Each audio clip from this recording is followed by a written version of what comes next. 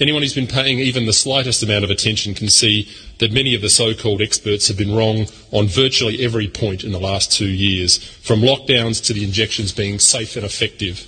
Bureaucrats like to keep the fear alive to solidify their own importance and therefore their own funding.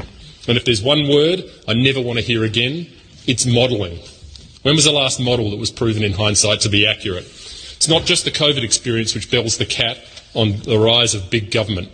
One only has to look at the intrusions by government into our lives in areas like the climate, the surveillance state and the rise of the quasi-state operatives, the apparatchiks of the big government ethos in universities, in schools, the woke corporate sector and its insidious ESG agenda. Politicians must stop simply enforcing the whims of bureaucrats and the so-called experts. We exist to serve you, the Australian people, not to control your lives. There's an old biblical teaching which states, "The greatest among you shall be your servant." This is the basis for the Western ethos of political leadership. In the entire history of mankind, there has never been a bureaucracy which is sincerely and genuinely concerned about people. Always question everything. Always look for ulterior motives. Why have they allowed Australians to be vilified? Why have they allowed Australians to be thrown out of jobs and discriminated against? Because they care so much about our safety? Or is it something else? Something more sinister?